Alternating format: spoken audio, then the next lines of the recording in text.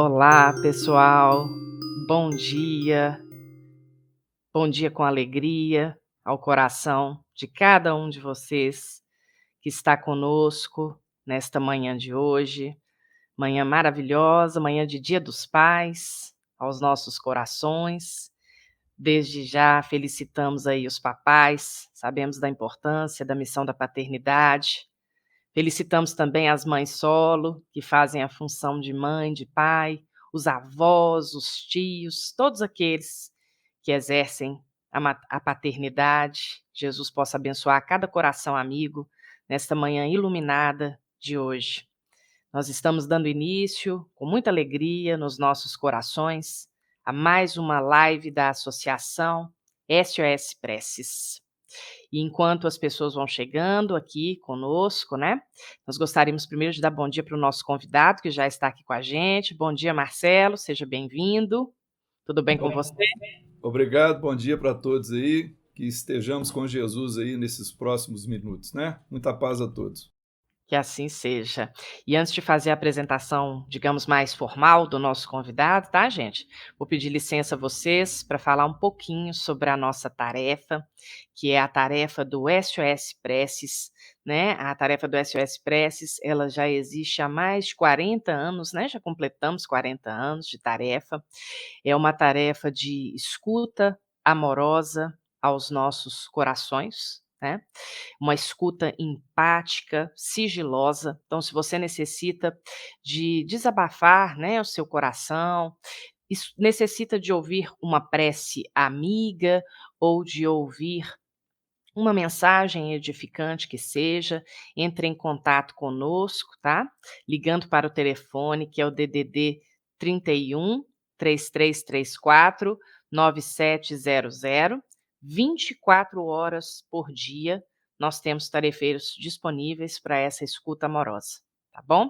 Pedimos a todos também que nos sigam no nosso Instagram, que é o @SOS Preces, e para aqueles também que queiram obter mais informações sobre o nosso trabalho, sobre a nossa tarefa, podem acessar o nosso site, que é o www.sospreces.org.br, tá bom? Muito bom dia, queridos irmãos, queridas irmãs, do plano material e do plano espiritual que acompanham este trabalho com Jesus. Uma alegria muito grande podemos estar aqui com vocês pela primeira vez. Hoje um dia especial, Dia dos Pais. Temos certeza que todos nós já fizemos as nossas orações, as nossas vibrações para os papais e vovôs encarnados e desencarnados, aqueles que foram os nossos tutores, né, nesta reencarnação. E esse tema é um tema arrependimento e reparação. Ele está muito próximo de nós, né? Pelo menos o arrependimento nós temos certeza, porque são experiências naturais da nossa existência, arrepender-se das coisas. E interessante que, sob a luz da doutrina espírita, nós passamos a perceber certos movimentos nos ensinos cristãos que são assim que nos chamam a atenção. Por exemplo, Jesus, ele nos deu orientações sobre como jejuar, sobre como perdoar, sobre como orar. Então não basta simplesmente fazer essas coisas, a gente tem um jeito certo de fazer. E para o caso do arrependimento, que Jesus não explorou profundamente, mas deu algumas dicas, digamos assim, nós encontramos na obra Desperte e Seja Feliz, pelo espírito Joana de Ângeles, na psicografia do Divaldo Franco, que um livro cujo prefácio está datado de 14 de fevereiro de 1996, nós encontramos uma análise muito profunda dessa mentora espiritual a respeito desse tema, arrependimento e reparação.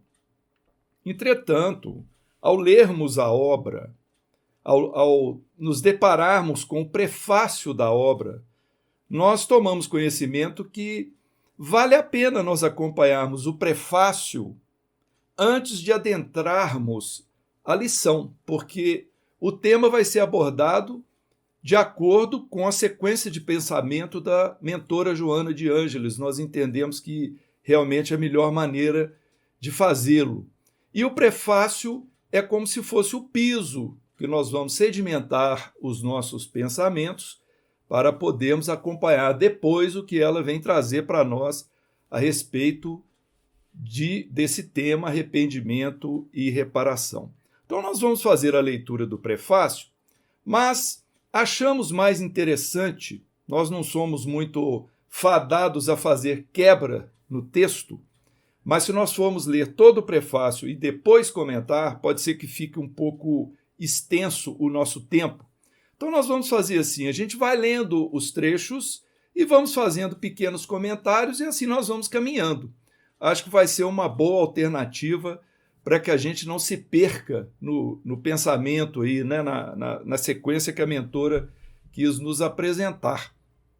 Então ela começa dizendo o seguinte: o homem e a mulher contemporâneos, seduzidos pelas ambições desmedidas do poder que lhes propicia luxo, lazer e gozos, permanecem adormecidos para as graves responsabilidades espirituais. As palavras da mentora. Então nós percebemos aí que o imenso, intenso apelo da matéria ao espírito, né? Especialmente naquelas pessoas que ainda não se percebem como espíritos imortais, que ainda julgam que são apenas corpos materiais dotados de inteligência.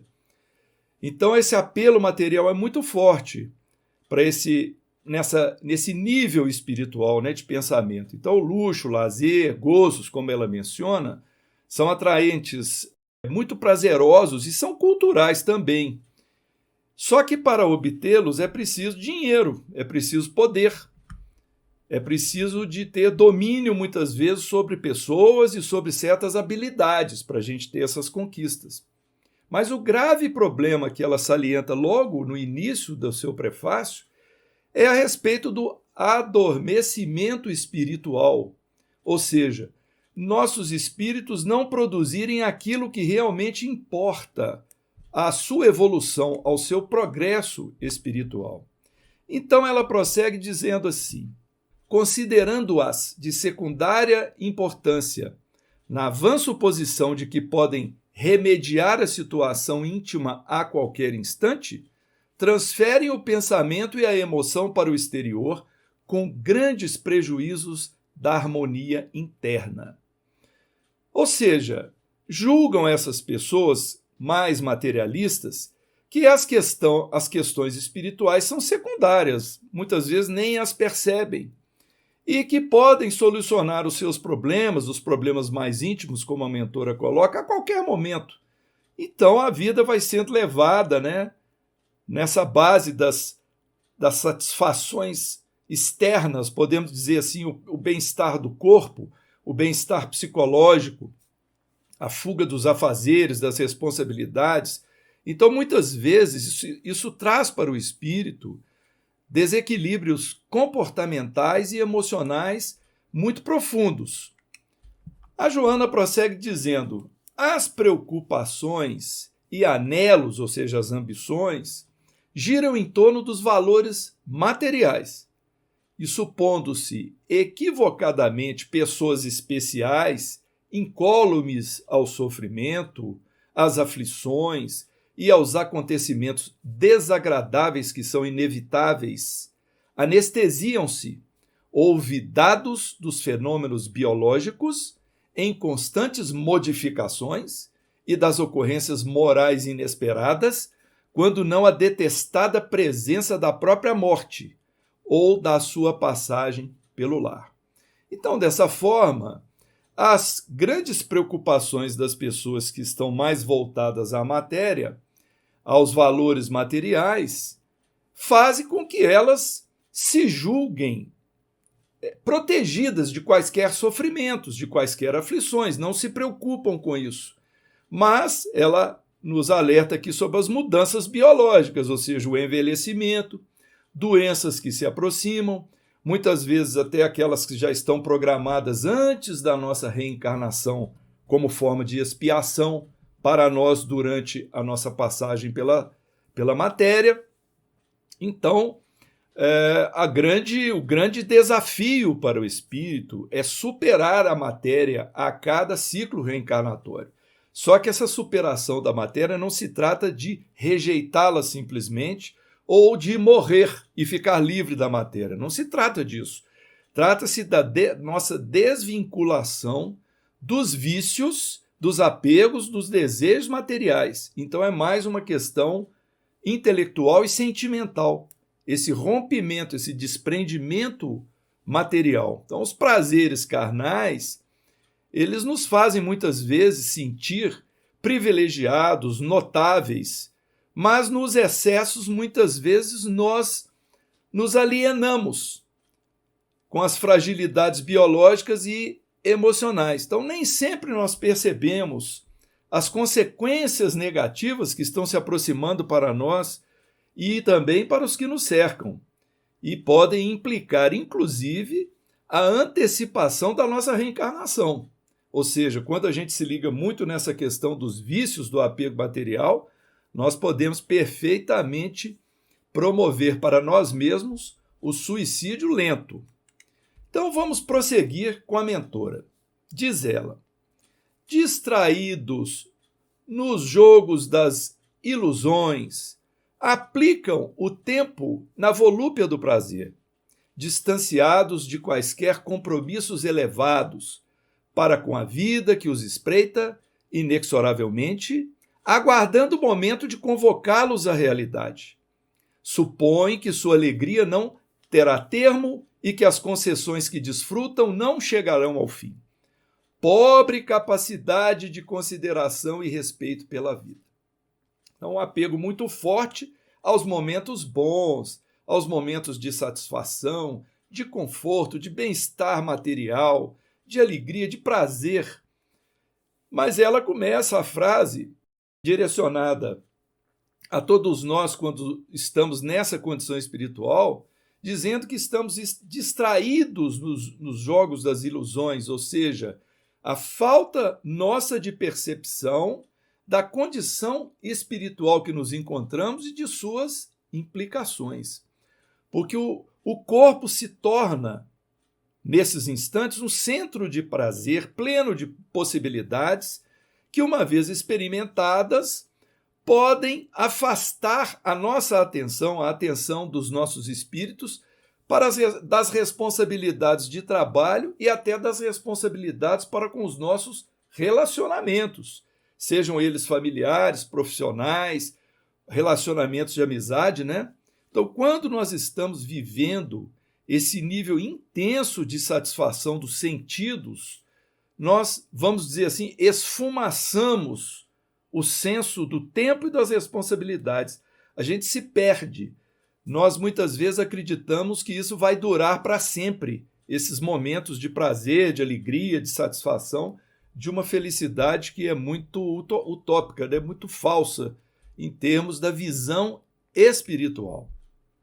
Muito bem, Joana prossegue assim: quando, porém, são chamados aos embates da evolução, em razão das ocorrências menos felizes do dia a dia, desestruturados e desequipados, emergem na amargura ou na revolta, no medo ou nas fugas espetaculares, procurando evitar os desafios ou os enfrentam com hostilidade, acrimonia, quer dizer, azedume, violência, insensatez. O resultado bem se depreende, é negativo quando não é infeliz. Ela começa a falar dos embates da evolução, que nos chamam, que nos atraem, porque nós todos estamos fadados a um determinismo evolutivo. O que significa isso? Nós possuímos livre-arbítrio em níveis diferentes e para diversas coisas. Mas o determinismo é aquilo que nós estamos fadados a ter que caminhar e superar na direção de certas coisas. Vão acontecer. E o determinismo, para nós, o determinismo divino, é que nós alcancemos a pureza espiritual. Nós temos que caminhar para a luz.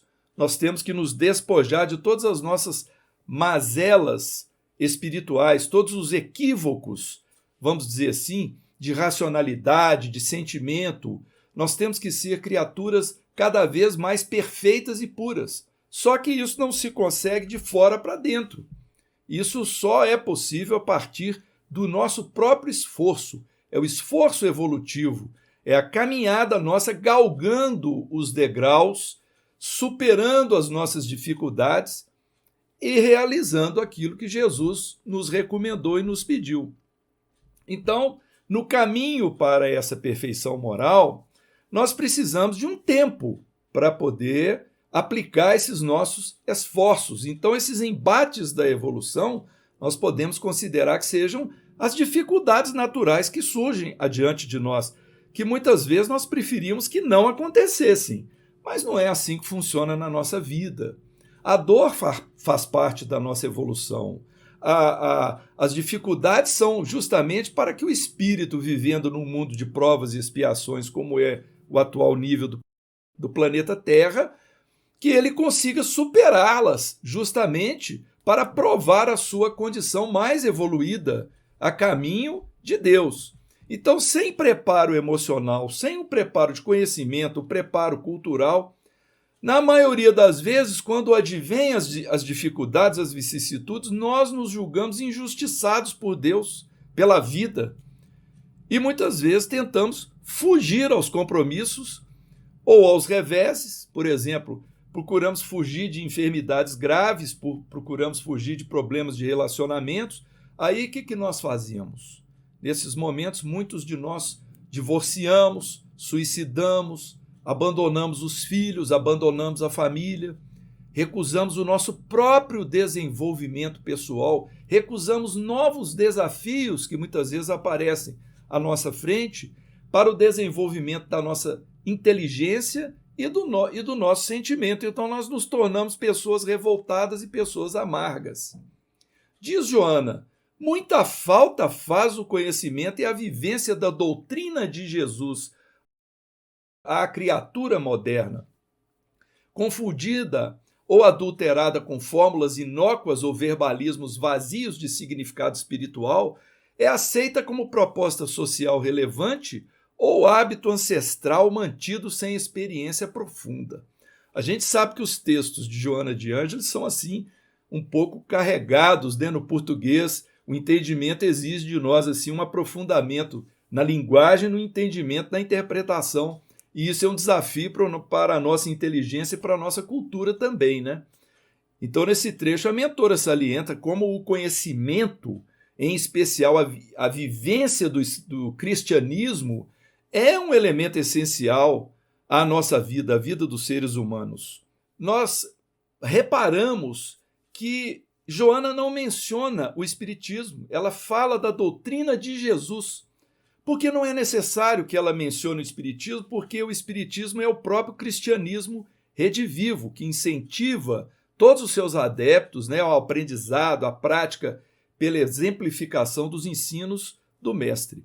Mas ela também nos alerta para as vertentes religiosas dogmáticas, nas quais muito se discursa, sem, contudo, auxiliar a nossa compreensão, a compreensão racional dos ouvintes desses apelos, né? Ou seja, não convencem de fato. São empregados símbolos, práticas ritualísticas, apelando para crenças sem fundamento, heranças de outrora, né?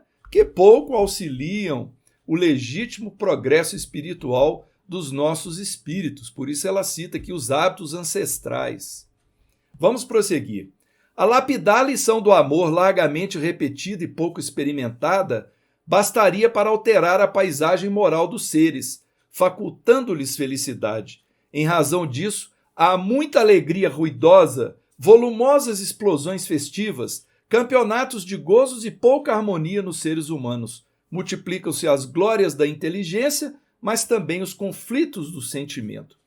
Então, o amor ao próximo aqui é ressaltado, como nas habituais preleções, porém, se de fato fosse vivenciado esse amor, o seu exercício seria realmente capaz de alterar definitivamente o nosso nível evolutivo, o nível evolutivo espiritual.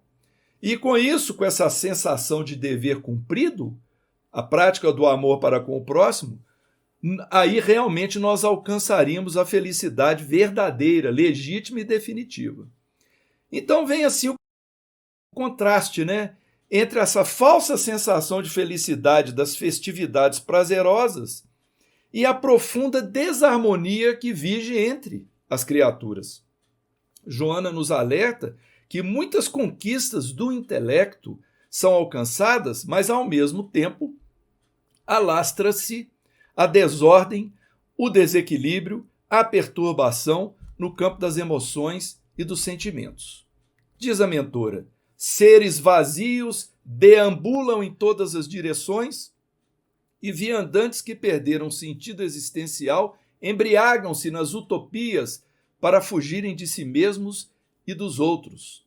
Ou seja, sendo assim, espíritos encarnados se mantêm desprovidos de conteúdo e convicções que lhes auxiliem o progresso espiritual. Esse é que é o problema, né? Sentem-se inúteis e compensam as suas frustrações inconscientes com ideais fantasiosos que os afastam de si mesmo, de suas responsabilidades e das pessoas ao mesmo tempo.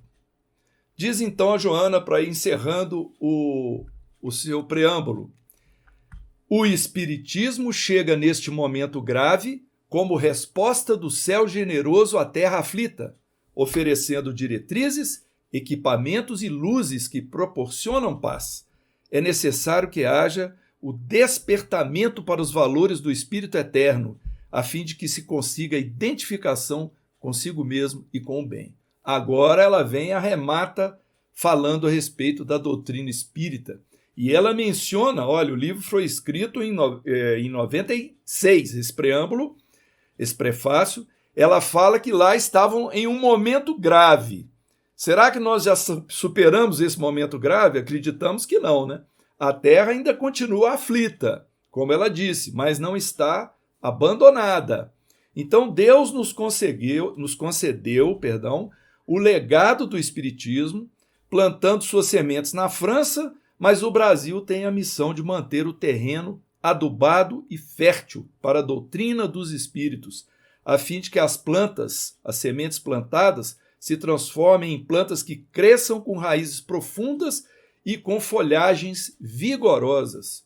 Estudar os fundamentos do espiritismo com interesse e com dedicação, com disposição, nos candidata a essa jardinagem nesse espaço que vai exigir de nós muito estudo, motivação e assimilação desses conceitos, dos conceitos fundamentos do Espiritismo, como base de sustentação dos ensinos de Jesus.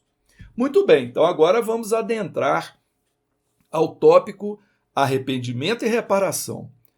Eu digo para os irmãos, para as irmãs, que de uns tempos para cá, não sei se por causa da idade que nós alcançamos, da maturidade, surgem, né, em nossa mente, assim, muitas vezes, recordações, memórias de certos momentos, às vezes ao dormir, às vezes a hora que nós estamos assim simplesmente refletindo sobre alguma coisa, vem uma cena diante de nós, nos remete a uma época da nossa vida, na nossa imaturidade, na nossa juventude, ou talvez até num passado recente, em que a gente fala assim: puxa vida, eu podia ter feito diferente, e agora? Não tem como voltar lá, me redimir com fulano, com ciclano, não tem como eu fazer de forma diferente. Mas essa é a tônica do aprendizado, né? Não é à toa que Deus nos coloca em uma situação na carne e depois nos dá outra chance, e outra mais, e outra mais. É para isso mesmo. Então, se nós procurarmos o significado da palavra arrepender-se, nós encontramos os seguintes sentidos no dicionário. Um deles é se sentir culpado por ter cometido algum erro. O outro seria a gente se lamentar por comportamentos, atitudes ou decisões já tomadas. E outro seria simplesmente mudar de ideia. Então existe um tipo de arrependimento que nos remete a um sentimento de culpa, que vem o tal do remorso. O remorso é a pedra que a gente carrega. O arrependimento em si não necessariamente. Por exemplo, eu devia ter trazido o meu guarda-chuva. É um arrependimento, mas isso não vai impingir nenhum nenhum sentimento que vai nos amargurar, né? Talvez uma aflição momentânea ali e tal, mas existe esse tipo de uso para esse verbo arrepender-se, que é simplesmente mudar de ideia, podia ter feito diferente. Mas quando está associado a um sentimento, muitas vezes o sentimento pode pesar, né, no nosso coração. Então, é importante que a gente compreenda, né, que o remorso ou a mágoa por ter cometido um mal é que vai nos oprimir. E isso pode, inclusive, prosseguir pelo campo espiritual após a nossa desencarnação, né? Se não me engano, é no livro Ação e Reação que um dos instrutores lá do André Luiz, ele fala, né, que o remorso destrutivo, que é o que mais sacrifica o espírito quando ele adentra o campo espiritual. São essas lembranças sentimentais da vivência na Terra que ainda continuam a nos oprimir. Só para que a gente complete as definições, no caso da religião, o arrependimento ele pode tomar o sentido de um sentimento de contrição ou de rejeição demonstrado pelo pecador, ou seja, aquele que cometeu o crime diante da lei de Deus. Nós não usamos muito a palavra pecador no Espiritismo, em relação aos seus erros, aos seus pecados, fazendo com que este pratique o bem para conseguir a sua remissão. Então, esse é um conceito cristão, geralmente aplicado nas igrejas cristãs. Mas aí vem também o outro substantivo, reparação. O efeito de reparar, de consertar, de restaurar, retratar-se de palavras injustas, de palavras ofensivas, é um ato de ressarcimento, de compensação por alguma coisa a alguém. Então vamos fazer aqui a leitura do mesmo modo que nós fizemos na primeira parte, para não haver assim um tempo muito estendido. Joana começa essa mensagem dizendo assim: arrepender-se é abrir-se para o bem. Pronto, está aí a definição de um espírito superior. Arrepender-se é abrir-se para o bem. Então vamos dizer que é uma porta que nós estamos abrindo. Não dissemos ainda se nós ultrapassamos essa porta, hein? Nós apenas a abrimos. Arrepender-se é abrir-se para o bem. Então, uma ação importante, porque ela já denota um certo avanço espiritual. Porque há os que se orgulham de dizer, em situações de prejuízo ao próximo, não me arrependo.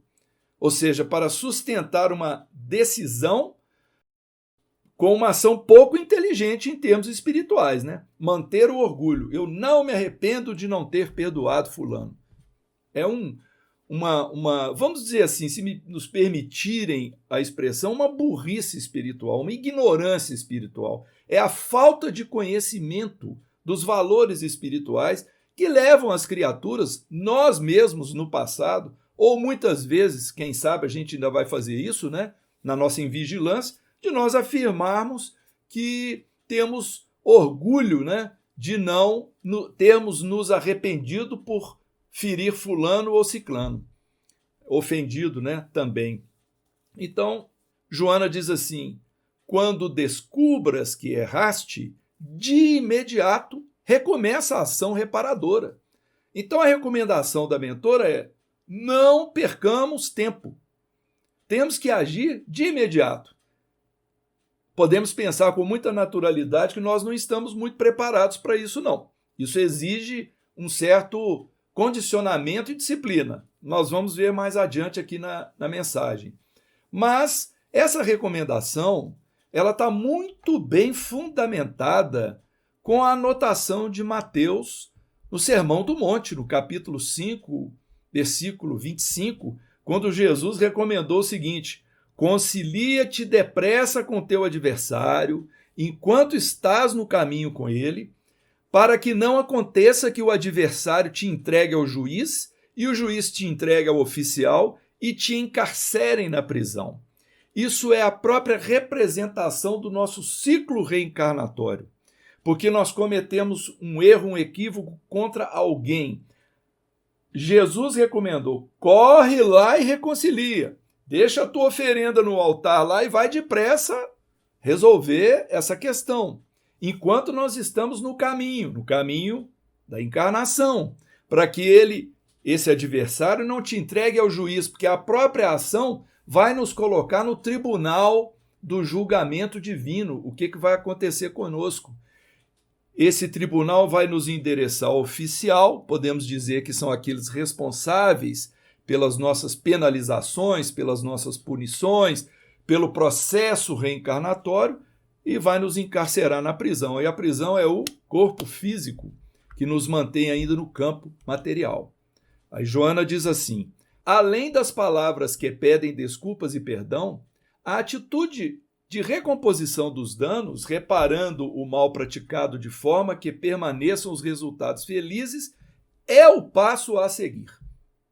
Ou seja, então abriu-se a porta com o arrependimento, vêm as palavras que pedem desculpas e perdão, mas é preciso que haja as ações de recomposição dos danos, reparando o mal praticado, para que lá na frente os resultados sejam todos felizes. Então, palavras são importantes para o reconhecimento do erro, ou seja, admitirmos que erramos, admitirmos que nos equivocamos. Isso é um gesto educado e humilde de reconhecimento, para que a gente se coloque realmente como criaturas imperfeitas e que estamos dispostas ao nosso burilamento, a um futuro melhor para nós todos, mas não são suficientes as palavras. São necessárias as ações de reparação dos danos, só que essas ações precisarão ser estudadas para cada caso, porque às vezes elas são intrincadas, né? Como agir para repararmos os danos que promovemos. Então a mentora prossegue assim: aquele que não se arrepende permanece no letargo do primarismo, com a consciência adormecida, vivendo o período do pensamento instintivo. Nele predominam os atavismos da fase inicial, de que ainda não se libertou ou que prefere não superar. Então, o não arrependimento é um indicativo de revivescência, de uma hibernação, né, do princípio inteligente, aquilo que mobiliza o nosso espírito, em estágios mais primitivos da evolução. Somos nós, lá atrás, no primitivismo evolutivo, nos primeiros degraus, quando imperavam o quê? Os instintos e não os sentimentos. Então a criatura ainda não alcançou o entendimento da necessidade do arrependimento. A criatura que não se arrepende, ela vamos dizer assim, instintivamente, ela ainda está caminhando num nível muito baixo na sua evolução. Esse adormecimento que ela mencionou novamente, né? Porque no prefácio ela mencionou a questão do adormecimento, agora ela fala aqui novamente. Pode-se dizer que é uma pausa no nosso progresso espiritual, é um atavismo, ou seja, uma herança de fases evolutivas anteriores que o espírito, esteja ele consciente ou não do problema, ele teme não ultrapassar. Então há espíritos, né? Muitos de nós, ou nós muitas vezes, não nos preocupamos em evoluir nesse sentido. Então é incrível como é que muitas vezes as nossas ações orgulhosas nos enceguecem. A gente deixa de se arrepender e deixa de fazer ações subsequentes porque nós nos colocamos num patamar assim, né, muito elevado de orgulho, nos julgamos superiores, quando o caminho que Jesus ensinou para todos nós, para alcançarmos o reino de Deus, é o caminho da obediência, da humildade, da submissão, de colocar o próximo em primeiro lugar. Há sempre uma forma correta de fazer tudo isso, mas é este o caminho. Então o orgulho não permite que a gente pratique o arrependimento, ou pelo menos que o pratique da forma correta. Joana diz: conhecendo a realidade, cultiva a coragem de identificar o erro, de te arrependeres dele e ato contínuo repará-lo. Ora, por que a Joana diz coragem, né? Por que ela precisou falar coragem de identificar o erro? Porque para nós, às vezes, é um insulto ao nosso próprio espírito admitirmos que erramos. É o orgulho, como dizemos. É o orgulho que tem ali por base o egoísmo pleno, total, pensando só em si. Então nós achamos que o caminho é ficar por cima, quando na verdade, até no início da sua presença na terra, Jesus veio pelo caminho da manjedoura, o caminho da humildade máxima. É sempre servir o maior no reino dos céus, seja o servo de todos, disse o mestre. Então, por que é preciso coragem? Porque às vezes nós não queremos mostrar para ninguém que nós erramos, nós não queremos admitir que nós precisamos modificar a forma de agir. Às vezes nós temos vergonha de fazê-lo dentro de casa, perante o nosso cônjuge, nossos filhos, ou nossos pais, ou irmãos. Nós não queremos mostrar que mudamos, levantando uma bandeira, né? Uma bandeira de que nós temos a razão, nosso ponto de vista, nós é que estamos certos. É uma parede ali que, na verdade, está nos impedindo de subir, nos impedindo de nos elevarmos realmente, uma elevação espiritual e não uma elevação orgulhosa. Então é preciso realmente que a gente tenha coragem de identificar o erro. Mas como que a gente vai identificar o erro? Nós citamos aqui a expressão ponto de vista. Se nós nos mantivermos apenas nesse espaço curto, né, no império dos pontos de vista, nós nunca vamos sair daí. Nós precisamos expandir. Essa expansão é feita através do conhecimento de patamares mais nobres, que vem justamente pelo estudo do cristianismo, pelos fundamentos, no nosso caso, do espiritismo, que vão nos mostrar novas referências de comportamento, muito mais elevadas do que as nossas que estamos adotando para nós mesmos, né? Lembramos, não vamos citar aqui para não perder muito tempo, aquele prefácio da obra Libertação, aquela história do peixinho que vivia num lago lá e que saiu para o oceano. Convidamos os irmãos a lerem esse prefácio maravilhoso de Emmanuel no livro Libertação, do Espírito André Luiz. Diz então Joana: com a mente elevada às fontes sublimes da vida, fruirás emoções e pensamentos ideais que te auxiliarão a não errar. Mas se tal acontecer, eles ajudarão a te arrependeres e te recompores, reparando qualquer mal que hajas infringido, libertando-te assim da culpa. Então Joana sugere nesse trecho ações preventivas para que os erros não aconteçam. Ou seja, ela nos convida a mantermos as nossas mentes elevadas às fontes sublimes da vida. Como é que nós vamos fazer isso? Olha, não entendemos de outra forma que não seja com muita disciplina.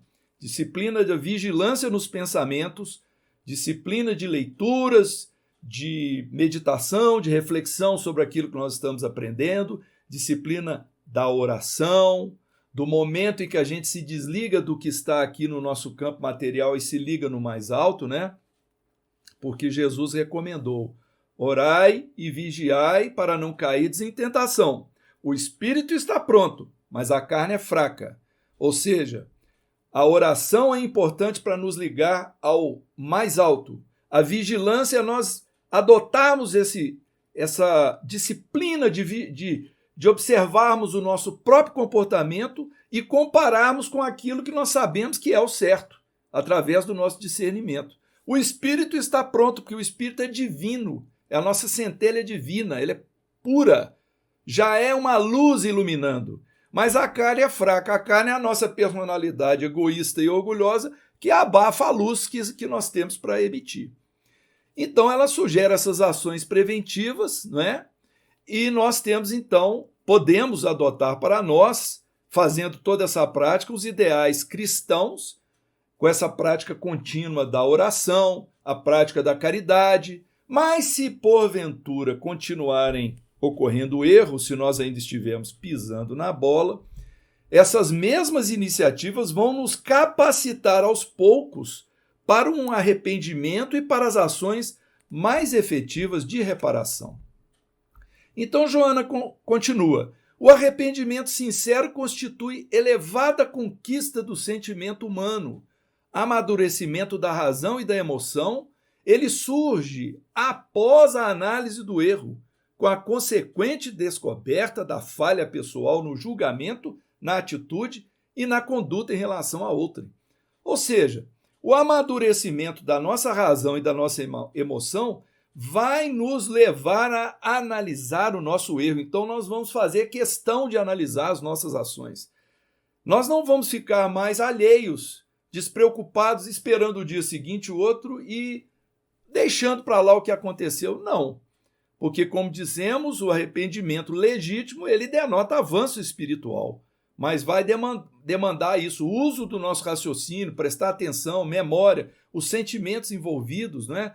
E a gente ter, a partir desse aprendizado do que é o correto, de acordo com os ensinos de Jesus, para que a gente, tendo esse balizamento, nós consigamos enxergar por que houve falha de entendimento e de comportamento de nossa parte. Porque muitas vezes as pessoas podem até reclamar de nós por uma ofensa e a gente continuar sem entender.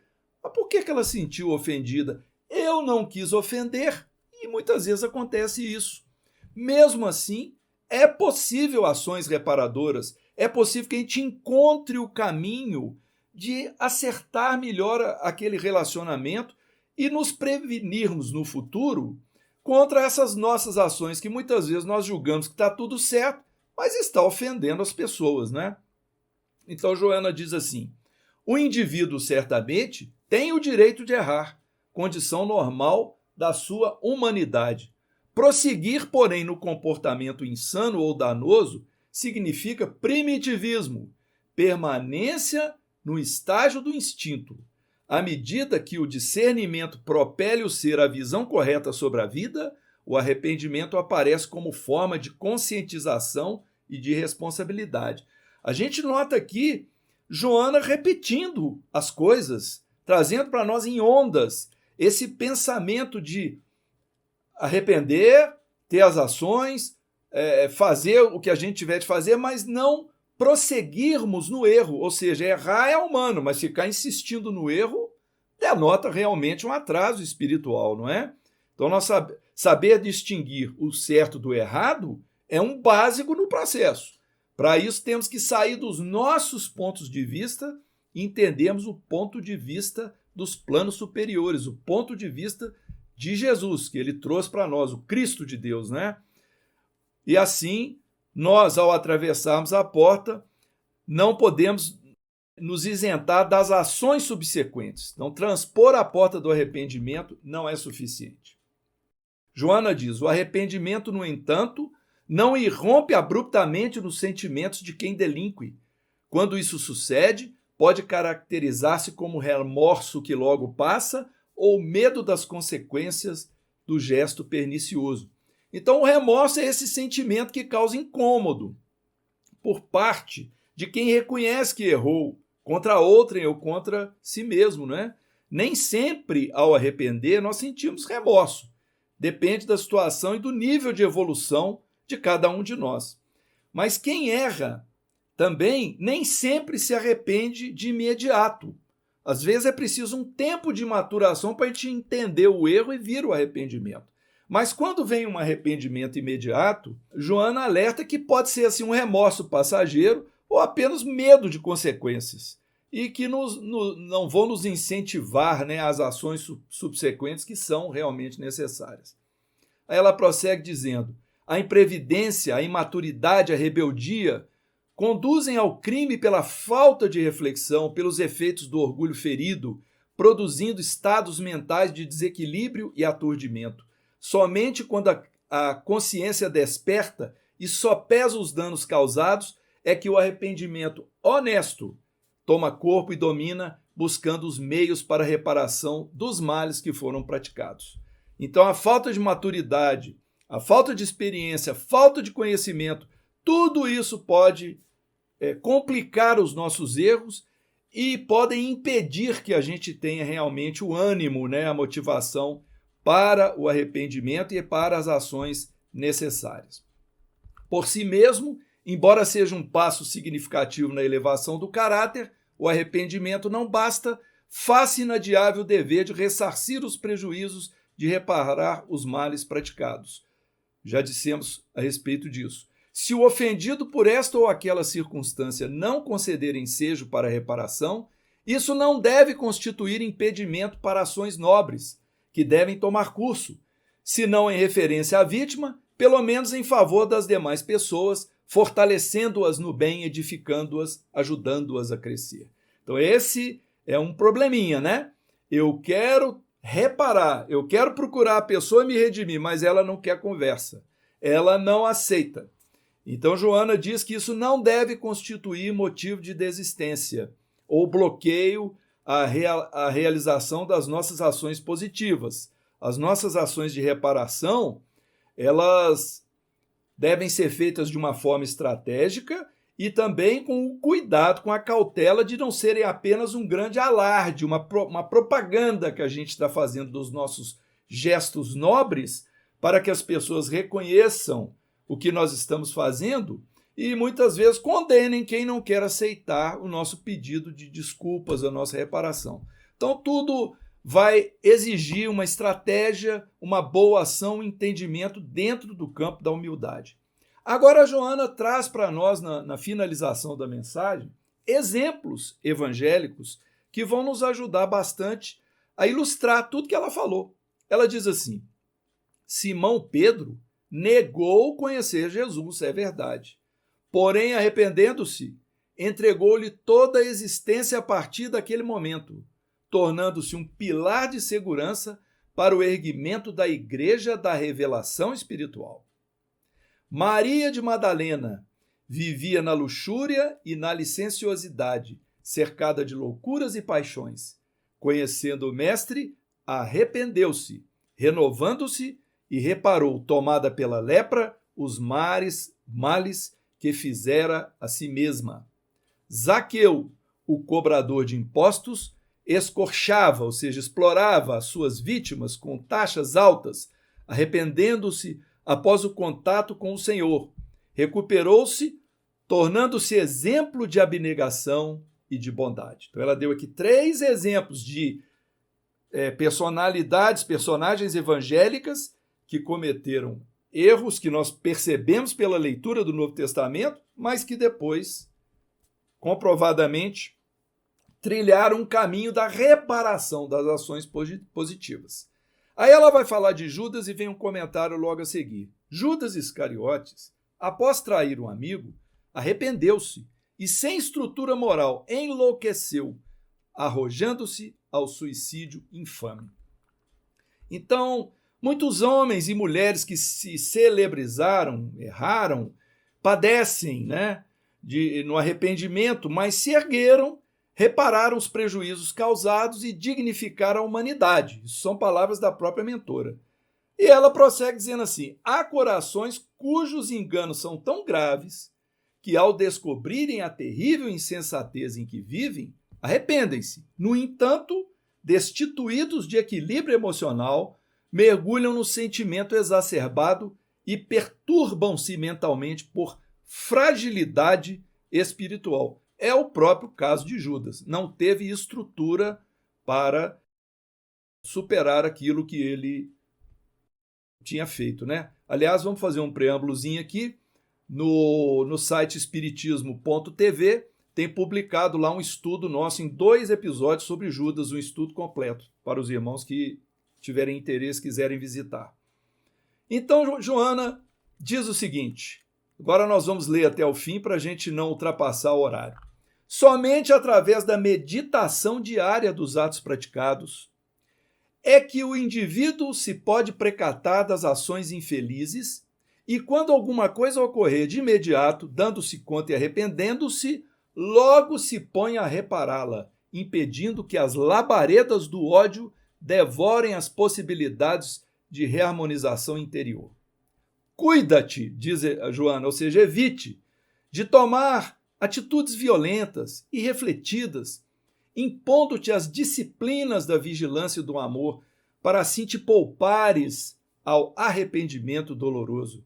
Renova-te no bem a cada momento, de forma que a tentação da agressividade e os vícios morais comprometedores sejam enfrentados e vencidos propiciando-te uma vida harmônica, uma caminhada saudável. Todavia, se caíres, examina a gravidade do teu erro, arrepende-te e repara junto àquele a quem magoaste ou esqueceste de amar. E aí vem a grande frase que encerra a lição, encerra o pensamento de Joana e vai encerrar também a nossa exposição. O arrependimento é luz na consciência, a reparação é a consciência do dever em ação. Vamos repetir? O arrependimento é luz na consciência, a reparação é a consciência do dever em ação. Assim, queridos irmãos e irmãs, nós encerramos a nossa fase expositiva e nos colocamos aqui à disposição da Rosário, né, para o que mais for necessário. Muita paz a todos e feliz Dia dos Pais aí. Muito bom, Marcelo. Nós é que agradecemos muito por estes ensinamentos, essas reflexões, né? Você foi trazendo aí os meandros do texto da Joana de Ângeles, que, como você colocou muito bem, não é uma leitura daquelas mais fáceis, né? Daquelas mais palatáveis, pelo menos do ponto de vista da linguagem, né? Como você destacou, mas você trouxe muito bem, foi destrinchando, foi bastante rico o estudo. Eu queria trazer aqui alguns comentários, tá? Dos nossos internautas que foram interagindo durante a sua exposição. A Maria Célia Campos, ela fez 2 considerações bem interessantes enquanto você falava. A primeira é essa aqui. O remorso nos aprisiona. Ficamos remoendo o mal que a gente fez ao outro. Elimina nossa capacidade de sairmos da prisão para buscarmos os recursos que Deus nos deu. Acho que ela definiu muito bem, né, Marcela? Essa coisa da prisão, né? Exatamente isso, né? Sem dúvida. O remorso é um sentimento que vem espontaneamente, dependendo do nível evolutivo de cada um. Em uns tem, em outros não, né? Há pessoas que matam as outras, não sentem remorso nenhum, a gente sabe. Mas o que importa é justamente nós sentindo esse arrependimento, né, que é como se fosse um peso que a gente carrega nas costas, um peso atado aos pés, a gente procura esse caminho que a mentora nos recomendou, né? Um caminho de ação, que a gente encontre alguma forma de compensação, para que a gente também se liberte um pouco. Uma vez a gente tendo ganhado a consciência dessa possibilidade, a gente se libertar desse remorso não quer dizer que nós estamos sendo irresponsáveis, é porque nós estamos evoluindo na questão. Então isso é muito importante, eu agradeço bastante aí a nossa irmã, o comentário dela foi providencial. E ela trouxe um outro aqui também, que eu acho que fica assim como dica de leitura, né? Ao longo da sua exposição, o pessoal até perguntou, coloquei aqui qual era exatamente essa lição que você estava trabalhando, né? Da Joana de Ângeles. E aí a Maria Célia trouxe uma outra indicação que eu acho que é preciosa para nós aqui, que é o Céu e o Inferno, né? O Código Penal da Vida Futura. Então ela coloca: o arrependimento é o primeiro passo para o aperfeiçoamento, citando aí o Kardec, né? Fundamental também. E aí queria trazer um último comentário aqui. Deixa eu achar ele aqui, do nosso irmão Herbert Vilaça, quando ele fala o seguinte: e tem muita gente que fala, fiz e não arrependo uma vírgula do que fiz. Faria tudo de novo, tudo por orgulho e poucas vezes por ignorância. Bem de acordo com o que você colocou, né, Marcelo? Nosso querido Heber, um abração para ele aí. Realmente, não tenha dúvida, a gente ouve, por exemplo, uma frase que eu gosto de carregar como ilustração, porque é algo que eu ouvi. Uma pessoa chegou e falou assim: eu não tenho que perdoar ela, não. Quem tem que perdoá-la é Deus. Isso é como se fosse uma terceirização da ação, né?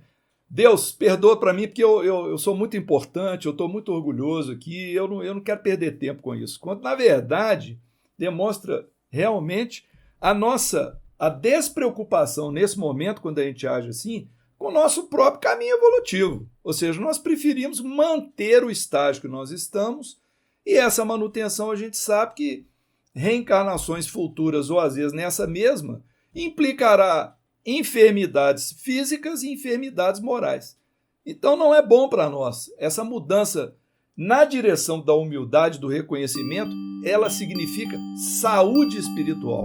É essa que é a questão que a Joana veio trazer para nós.